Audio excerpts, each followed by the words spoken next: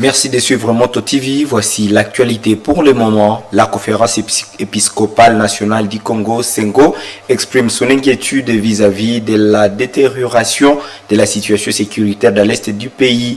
Dans un communiqué publié lundi 3 février, l'archevêque métropolitain de Lubumbashi, Monseigneur Fulgas Mouteba, président de la Sengo, adresse un message de compassion et de solidarité aux habitants de ces régions. Cette structure rappelle à la fin des hostilités et au retour de la paix. Le ministère de la Santé, de l'Hygiène et de la Prévoyance sociale alerte sur l'évasion des 128 patients atteints d'imports dans les centres d'isolement du Nord Kivu, situation due à l'intensification des combats entre les forces armées de la RDC et les rebelles du M23, une situation de crise qui demande au gouvernement et ses partenaires à se mobiliser pour renforcer la riposte sanitaire malgré les sécurités grandissantes dans la zone. C'est tout pour le sommaire. Bienvenue à suivre les détails. Face à la situation à la détérioration et à la situation sécuritaire dans les provinces du Nord Kivu et du Sud Kivu, la conférence épiscopale nationale du Congo, Sengo, exprime sa profonde inquiétude et adresse un message de compassion et de solidarité aux habitants de ces régions. La prise de Goma par la coalition rebelle AFC M23 soutenu par le Rwanda ainsi que l'avancée des rebelles vers Bukavu ont causé de lourdes pertes humaines et des déplacements massifs des populations. La Sengo appelle à la fin des hostilités au retour de la paix. Récit avec Gérard Mourefou. Les affrontements entre les FARDC et le rebelle de l'AFC M23 se sont intensifiés, entraînant pillage et destruction dans la ville de Goma et ses environs. Cette situation dramatique aggrave la misère des populations déjà victimes de décennies de conflits récurrents. En réaction, la Sengo a observé un temps de recueillement afin de réfléchir aux moyens de contribuer à une résolution pacifique de cette crise. L'archevêque métropolitain de Lubumbashi et président de la Sengo a tenu à exprimer sa solidarité de l'Église envers leurs excellences, Monseigneur Willy Ngumbingengele, évêque de Goma, et François-Xavier Maroy, archevêque métropolitain de Bukavu, ainsi qu'à l'ensemble des populations affectées. La Sengo présente ses condoléances chrétiennes aux familles endeuillées et témoigne de sa compassion envers toutes les personnes éprouvées par ces événements tragiques. Lors de l'audience générale du 29 janvier 2025, le pape François a exhorté à la cessation des hostilités et à la protection des civils, appelant également les autorités locales et la communauté internationale à privilégier des solutions pacifiques. En communion avec le pape François, la Sengo renouvelle son appel à soutenir le pacte social pour la paix et le bien vivre ensemble à la République démocratique du Congo et dans les Grands Lacs, initié en collaboration avec l'Église du Christ au Congo SCC. Rappela que quand un membre souffre, c'est tout le corps qui souffre avec lui. La Sengo assure les populations sinistrées de sa proximité spirituelle et invite tous les fidèles catholiques ainsi que les personnes de bonne volonté à intensifier leurs prières pour une paix durable à RDC. Briefing spécial organisé le lundi 3 février à Kinshasa, son Excellence Jacquemain Chabani, le vice-premier ministre en charge de l'Intérieur, rassure la population congolaise quant à la situation sécuritaire dans les pays, particulièrement la population de Goma qui subit les affres de la guerre. Selon lui, les forces armées de la République démocratique du Congo, FARDC et les volontaires wazalendo continuent à tenir et à résister pour défendre les territoires congolais. Récit avec mon Mpenzi Manzekile. Jacquemain Chaban, vice-premier ministre à charge de l'Intérieur, a été aux côtés du ministre de la Communication et des Médias, Patrick Mouyaya, lors du briefing tenu la soirée de lundi 3 février. Le patron de la sécurité a affirmé la résilience des forces armées de la République démocratique du Congo FARDC, des volontaires wazalendo dans la défense des territoires congolais après les événements malheureux de Goma occasionnés par les terroristes du M23 soutenus par le Rwanda. Les 26 provinces de la République démocratique du Congo restent mobilisées sensibilisés par les derniers événements qui se sont déroulés dans la province du Nord Kivu et dans la ville de Goma, avec l'attaque, la présence, l'occupation de l'armée rwandaise qui a créé la panique, des tueries. Et jusqu'à ce jour, jusqu'à ce soir où nous parlons, dans certains quartiers de la ville de Goma, il faut arriver à retenir que nos FARDC et nos vaillants Wazalendo continuent à tenir et à résister. Parce que ici, principalement, il est important que toute l'opinion congolaise sache que toute cette tension, toutes ces actions se résument dans la résistance que la nation congolaise, que le peuple congolais doit faire et fait face à cette attaque et à cette occupation d'un pays étranger qui est l'armée rwandaise. Un calme précaire règne sur différentes lignes de front à Calais et dans le territoire de Lubero pour l'instant. Cependant, le gouvernement congolais voudrait être prudent face à ces mouvements. Les travaux d'amélioration de l'aéroport de Beni-Mavivi ont été officiellement lancés ce lundi 3 février 2025 par le gouverneur de la province du Nord Kivu. Cet aéroport, actuellement le seul encore fonctionnel de la région, peut accueillir des avions de grande capacité depuis la fermeture temporaire de l'aéroport de Goma pour les réseaux sécuritaires. Reportage Delphé Moupanda depuis Beni. Les travaux lancés ce lundi consistent au prolongement de la piste aéroportière de Beni-Mavivi 20 km. Ces travaux exécutés par le gouvernement provincial du Nord Kivu sont mis en œuvre par la société de services Fumbira SSV. Après les travaux de reprofilage, suivra la construction de la couche de fondation et la couche de base dans le strict respect des normes internationales, a expliqué l'ingénieur Guissé, directeur technique de la SSV. Les travaux que nous lançons aujourd'hui consistent au prolongement de la piste aéronautique de 1 km, l'élargissement de la piste de 15 mètres sur les 30 existants. Après les travaux de reprofilage, nous allons poser la couche de fondation, la couche de base, puis la couche de roulement dans le strict respect des normes internationales. C'est le gouverneur de la province Nord Kivu qui a lancé les travaux. D'après le général-major Somo Kakule-Variste, malgré la guerre, les projets de développement doivent toujours évoluer pour permettre à relever l'économie de la région. Ça fait 30 ans, 30 bonnes années que ça dure. Les tueries, la guerre, la misère dans ce pays, dans cette province. Ceux qui ont 30 ans parmi nous ignorent absolument ce qu'on appelle la paix et le développement. Alors, les consignes reçues du commandant suprême, chef de l'État, président de la République sont claires. On ne va plus attendre, malgré la guerre, qu'on n'oublie pas le développement du pays. C'est ainsi qu'on se retrouve ici pour, je dirais, relancer les travaux d'amélioration de notre aéroport de Beni-Mavivi. Un aéroport n'a pas de frontières. Nous le construisons pour les Congolais, mais demain, il va desservir tous les pays de la sous-région. L'aéroport de Beni-Mavivi, c'est le deuxième de la province du Nord Kivu, après celui de Goma, d'où les opérations aéroportières sont suspendues aujourd'hui pour des raisons sécuritaires.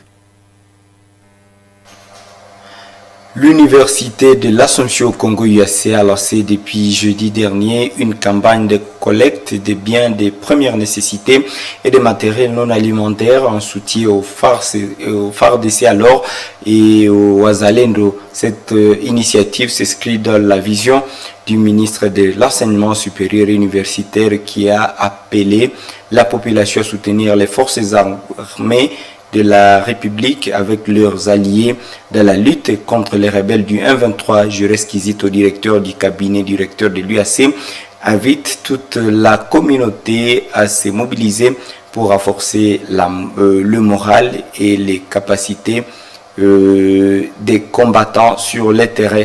Nous proposons de l'écouter et de les suivre alors dans cet extrait recueilli par Luciana Moussiviroa et Léandrine Maloulé. peut-être vivre, non vivre, ça veut dire l'argent et les dons en nature selon les possibilités des membres de la communauté universitaire. Et nous nous sommes liés derrière la philosophie de la ministre de l'ESU, sa fille et son Marie-Thérèse, pour que tous ceux-là qui se battent pour les efforts de paix, les FARDC, les Wazalendo, soient réconfortés d'une certaine manière pour que tout ce que nous allons collecter à l'UAC soit remis en collaboration avec la sous-conférence des chefs d'établissement et l'enseignement supérieur universitaire de Butembo et environ. Ensemble, la philosophie de la note circulaire de Madame la ministre, c'était de manifester notre proximité, notre soutien aux forces loyalistes qui se battent pour les efforts de paix en province du Nord Kivu. Voilà, la motivation est partie donc de ces contextes-là. On s'est dit, ça ne peut pas se collecter en un seul jour. Voilà pourquoi nous nous sommes dit, attention, les militaires se battent vraiment pour que la paix collective soit effective à la province du Nord Kivu, à travers les villes et territoires. Et nous nous sommes dit, tous ces gens qui se battent pour les efforts de paix, qu'ont-ils fait pour mériter un traitement conditionnel jusqu'à ce que toutes les ressources ne soient pas réunies à leur faveur? Voilà pourquoi nous nous sommes dit que les temps de ces jeudis sont courts, ça veut dire le 30 janvier 2025 jusqu'au 12, ce que nous aurons déjà réuni à partir des étudiants, des membres de la communauté universitaire, les tout ensemble, et même les personnes de bonne volonté qui aiment l'UAC. Et là, je m'avais m'adressé. Le ministère de la Santé, de l'Hygiène et de la Prévoyance sociale alerte sur l'évasion de 128 patients atteints de Mpox dans les centres d'isolement du Nord Kivu. Cette fuite massive est causée par l'intensification des combats entre les forces armées de la République démocratique du Congo et les rebelles du M23. Face à cette crise, le gouvernement et ses partenaires se mobilisent pour renforcer la riposte sanitaire malgré les conditions de travail de plus en plus précaires. Le récit avec Eugénie Moussivérois.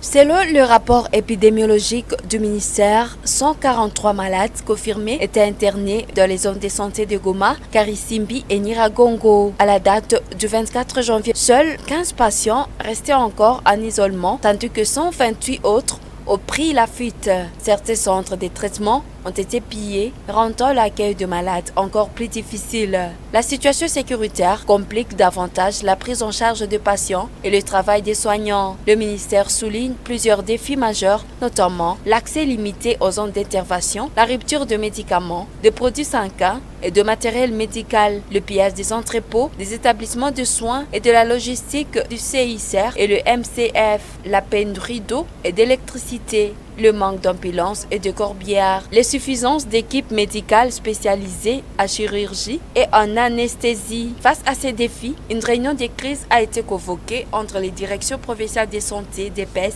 et les partenaires sanitaires afin d'évaluer les capacités de réponse d'urgence. Sur le plan épidémiologique, 1707 cas suspects ont été signalés sur la dernière semaine avec 516 cas confirmés et 38 décès. Cela équivaut à un taux de létalité de 1,94%. Depuis le début de l'épidémie, la RDC a enregistré 72 597 cas de Mpox, dont 13 696 cas confirmés et 1407 décès. En ce qui concerne la vaccination, 67 759 personnes ont déjà reçu leur dose à travers le territoire national. Toutefois, l'extension de la couverture vaccinale reste un défi en raison des violences persistantes dans l'est du pays. Chaque 4 février, le monde commémore la lutte contre les cancers. À cette occasion, les centres médicaux spécialisés African Health Medical Scheme s'investissent particulièrement dans la prévention du cancer du col de l'utérus. Moto TV et Radio Moto Butembo Beni ont échangé avec les docteurs Kateris, obstétriciens gynécologues, et responsable de la santé sexuelle et reproductive au sein de Caritas Développement Butembo Beni, qui alerte sur la gravité de cette maladie et insiste sur les mesures préventives comme l'abstinence et la fidélité. Reportage de Gérard Mourefou. Chaque année, lors de la Journée mondiale contre le cancer, le Centre African Health Medical Scheme mène des actions de sensibilisation sur le cancer du col de l'utérus, une pathologie qui touche de nombreuses femmes. Ce mardi 4 février 2025, les agents de cette structure sanitaire basée à Butembo ont organisé une discussion autour de cette maladie. Le docteur Katerisa, son promoteur, a rappelé que le cancer du col de l'utérus est causé par les virus du papillome humain, principalement transmis par les contacts sexuels. Les raisons sont multiples. Ici chez nous, comme vous le savez, le tabagisme, le tabac se consomme comme les cacahuètes, c'est un grand facteur favorisant. La sexualité précoce, ces jeunes filles qui sont en train de faire le sexe à l'âge de 13, 14, 15, 16, 17 ans sont déjà exposées à développer le cancer du col de l'utérus. Avoir plusieurs partenaires sexuels, c'est aussi un grand facteur de risque. La multiparité, les femmes qui accouchent beaucoup d'enfants. Quand nous parlons de multiparité, ce sont ces femmes qui ont déjà plus de 5 enfants. C'est déjà un grand facteur de risque. L'alimentation qui n'est pas adéquate. Les gens qui mangent du n'importe quoi, on ne sait pas respecter l'alimentation de construction, l'alimentation de prévention, l'alimentation de l'énergie. Nous n'avons pas tous ces éléments-là dans le corps. On a un grand risque de développer un cancer du col de l'utérus. Ce spécialiste souligne que cette maladie constitue un véritable fléau mondial. Il insiste sur l'importance de l'abstinence et de la fidélité comme moyen de prévention, à plus d'autres mesures de protection. L'abstinence chez les jeunes femmes qui n'ont pas de partenaire, les gens qui ont les partenaires sexuels, restons fidèles à nos partenaires. Ne nous échangeons pas les partenaires sexuels comme les cacahuètes. Vous n'avez pas de partenaire, restez fidèles. Vous avez, qu'est-ce que je dis? Vous n'avez pas de partenaire, abstenez-vous. Vous avez un partenaire, restez fidèle à votre partenaire. La question de l'usage du préservatif, ici, ça n'a pas d'importance. Parce que, comme nous l'avons dit, ici, c'est le problème de contact. Le contact. Et quand on utilise le préservatif, il y a toujours contact. C'est pourquoi le préservatif n'aide pas ici. Et le message doit être clair chez tout le monde. Le préservatif, que ce soit le préservatif masculin ou féminin, n'aide pas dans ces circonstances du cancer du col de l'utérus. Par ailleurs, Dr Katerisa recommande vivement aux femmes de se faire dépister afin de détecter cette maladie à un stade précoce. Il précise que certains signes tels que des saignements anormaux et des douleurs pendant le rapport sexuel doivent alerter les patientes. Au niveau local, Dr Katerisa confirme que le cancer du col de l'utérus est une réalité bien présente. En réponse, la Caritas Développement Butembo Beni, en collaboration avec les diocèses, mène des initiatives actives pour combattre ce fléau et renforcer la prévention auprès des communautés.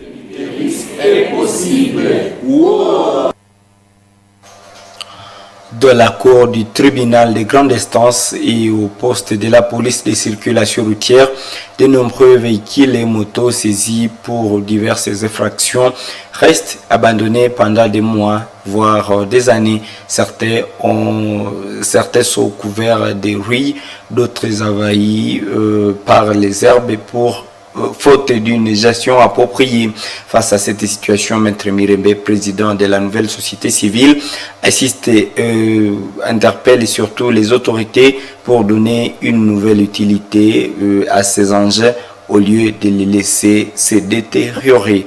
Reportage Luciana Moussiviroa et Mirembe Chichaoudji rendu par Isabelle. Dans l'enceinte du tribunal des grandes instances, s'entassent des motos et des voitures confisquées par la police de circulation routière. Ces véhicules ont été saisis pour diverses raisons, notamment des accidents ou l'absence des documents de bord en règle. Avec les temps, certains sont envahis par la végétation, d'autres présentent des signes avancés de la rouille, témoignant de leur abandon prolongé.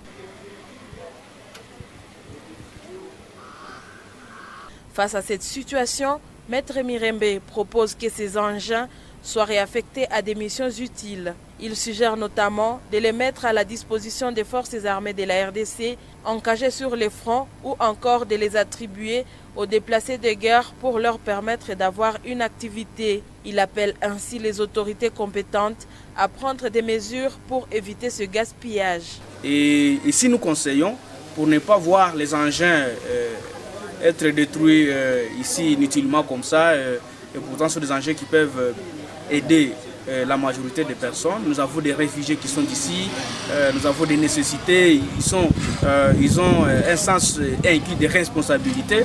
On peut leur commettre comme gardiens, donc on les constitue comme gardiens de ces engins-là. Ils seraient en train de profiter quelque chose, autant ils seraient en train de garder à bon père de famille l'engin en question. De son côté, le procureur Alain Kohi assure que des démarches sont en cours avec sa hiérarchie pour que ces véhicules soient vendus aux enchères. Les fonds ainsi récoltés pourraient alors être reversés au trésor public et servir à d'autres projets d'intérêt général. Et j'ai écrit au niveau de la hiérarchie, et c'est la hiérarchie qui prendra la décision, ou soit il me donnera des injonctions à faire quant à ces engins-là, parce que ça ne peut plus être utilisé. Ça sera vendu aux enchères pour que cet argent puisse entrer dans la caisse du trésor public, dans la caisse de l'État. Cette problématique ne se limite pas au tribunal des grandes instances. Des véhicules abandonnés sont également visibles dans l'enceinte même de la police routière. Un véritable gâchis qui soulève la question de la gestion des biens saisis par les autorités. Et merci de nous avoir suivis dans ce journal. Surtout merci de rester fidèles au programme de Moto TV. Au revoir.